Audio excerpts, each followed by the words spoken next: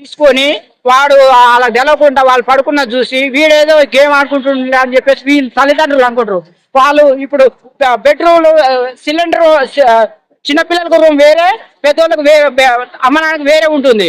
వాడు ఫోన్ తీసుకుని గేమ్ ఆడుకుంటా అని చెప్పేసి నైట్ యాప్ డౌన్లోడ్ చేసేసి నొక్కి డబ్బులన్నీ పోగొడితే వాళ్ళు తిట్టే వీడు ఆత్మహత్య చేసుకునే. ఇప్పుడు బాలకృష్ణ షో చూసి 80 లక్షలు ఎంత పోగొట్టుకున్నాడు వాని గురించి. ఏంది భయ్యా? బాలకృష్ణ షో చూసి 80 లక్షలు పోగొట్టుకున్నాడు. ఏ షో? ఏం షో అది? అన్స్టాపబుల్ లా ఒక యాప్ ప్రమోట్ చేసిర్రు. అందులో 80 లక్షలు పెట్టి అసలు తయారు చేసిన పట్టుకోవాలి భయ మనము. వాడిని అసలు తప్పు ఏంటంటే వాడిని పట్టుకోవాలి, వీడికి శిక్ష చేయాలి, వాడికి కూడా శిక్ష చేయాలి, ఎవరిని వదలవద్దు. అర్థమైందా? ఎవడన్నా కానీ వీనికి శిక్ష చేయాలి, వాడికి కూడా శిక్ష చేయాలి. ఎందుకంటే మళ్ళా ఇట్లాంటి తప్పు చేయకూడదు నాయను అనే కాడికి రావాలి.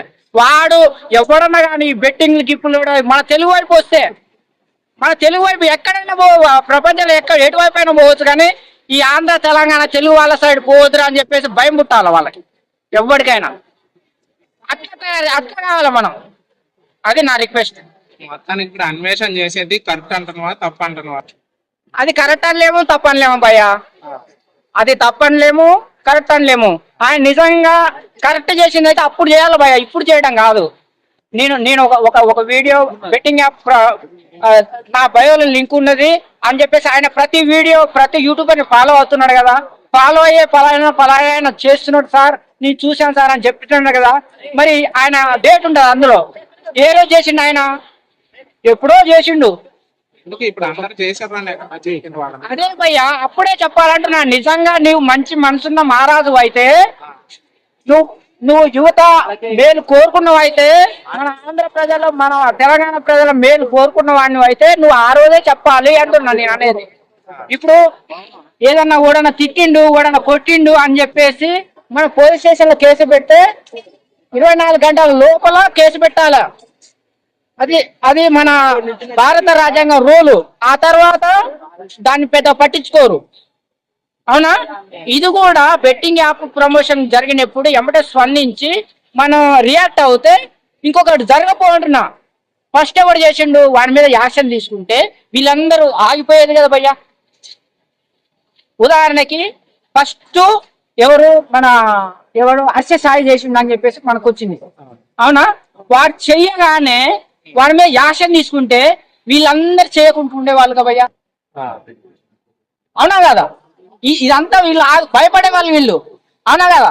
అందు గురించి వీళ్ళు చేసిన వాళ్ళకి శిక్ష పడాల్సిందే, వాళ్ళకు కూడా శిక్ష పడాల్సిందే. మరి ఈ శిక్షలో పెద్ద పెద్ద సెలబ్రిటీలు ఉన్నారు కదా, ఎవరిని వదిలిపెట్టద్దు, ఎవరిని వదిలిపెట్టద్దు.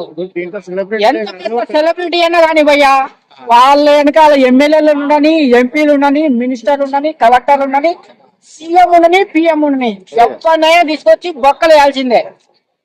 చిన్న చిన్న క్యారెక్టర్ ఉన్న చిన్న చిన్న పొజిషన్ నేను అనేది వాళ్ళనే. వీళ్ళందరూ ₹2 దొంగలు. దీంట్లో క్రికెటర్స్ కూడా ఉన్నారు. నేను అనేది అదే, వీళ్ళందరూ వాళ్ళు. కాకపోతే వీళ్ళంటే ఏంటంటే వీళ్ళు ఏంటంటే నోటితో చెప్తారు భయ్యా. వాడేం చేస్తాడంటే లక్షలు మిలియన్ ఉంటది కదా, వాడు లింక్ పెడతాడు. వాడు ఇన్స్టాగ్రామ్ ఉందనుకో, వాడు ప్రమోషన్ చేయడు, లింక్ పెడతాడు. లింక్ ఓపెన్ అవుతాడు. ఇప్పుడు వీళ్ళు చిల్లర దొంగలు భయ్యా. చిల్లర దొంగలు అంటే జేబులు కత్తిరించేటోళ్ళు వాళ్ళు చూడు, చిల్లర దొంగలు వీళ్ళు చిల్లర దొంగలు. విజయ్ మాల్యా ఉంటాడు చూడు, మన భారతదేశం మొత్తం మొత్తం లూటి చేసేసి ఇతర దేశానికి వెళ్ళిపోయాడు. అమెరికా, రష్యా, చైనా, ఈ దేశాలు పట్టుకొని తిరుగుతున్నాడు. మన భారతదేశాన్ని లూటి చేసి వాడు పెద్ద దొంగ. మనం వాడిని పట్టుకోలేక చిల్లర దొంగలు పట్టుకోవడం వీళ్ళని కూడా. ఎందుకంటే వీళ్ళని చూసి ఇంకోటి చేయకుండా చేయాల్సిందే. దొంగలు అనేది విజయ్ మాల్యా చేసింది వేరు, ఈ చిన్న చిన్న సామాన్య ప్రజలకు ఆశలు పెట్టి వీళ్ళు ఇప్పుడు ఇన్స్టాగ్రామ్ రీల్స్ ఉన్నారు. వీళ్ళు చిన్న వాళ్ళు, వీళ్ళు అంతా ఇన్స్టాగ్రామ్ వాళ్ళు,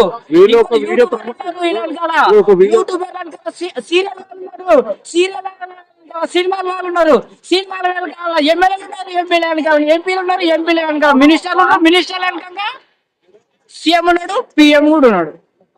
శివనాజ్ఞ లేని శివన కొట్టదంట. వీరందరి పర్మిషన్ లేకుండా ఎవడో చైనా నుండి, ఎవడో పాకిస్తాన్ నుండి, ఎవడో రష్యా నుండి, ఎవడో వేరే దేశం నుంచి మన కాడికి లింక్ వస్తుందంటే ఎట్టా వస్తుంది భయ్యా? మన ఆంధ్ర నుంచి తెలంగాణ టోల్ గేట్ ఉన్నది, తెలంగాణ నుంచి ఆంధ్ర పోవాలంటే టోల్ గేట్ ఉన్నది, మన భారతదేశం నుంచి చైనాకు పోవాలంటే టోల్ గేట్ ఉన్నది. మన టోల్ గేట్ అంటే పర్మిషన్, మన అమెరికా నుండి మన భారతదేశానికి రావాలంటే పర్మిషన్ ఉన్నది. మరి ఏ పర్మిషన్ లేకుండా మన ఆంధ్రని, మన తెలంగాణ, మన భారతదేశాన్ని చంపి డబ్బులు దోసుకొని పోతుంటే మనం ఏం చేస్తున్నాం? గడ్డి పీకుతున్నామా? గడ్డి పీకుతున్నామా భయ్యా? దీని సొల్యూషన్ ఏంది? నువ్వు ఏం చెప్పాలనుకుంటున్నావు? ప్రజలకు ఏం చెప్పాలనుకుంటున్నావు? దీనికి వ్యవస్థ మనం ఓట్లేసి గెలిపిస్తున్నాం. వాళ్ళు ఖచ్చితంగా ఎవడున్నాడో, సినిమా వాళ్ళున్నా, సీరియల్ వాళ్ళున్నా, యూట్యూబర్లున్నా, ఫేస్బుక్ వాళ్ళున్నా, ఇన్స్టాగ్రామ్ వాళ్ళున్నా, వీళ్ళంతా చిన్న చిన్న దొంగలందరికీ శిక్ష వేయాలి.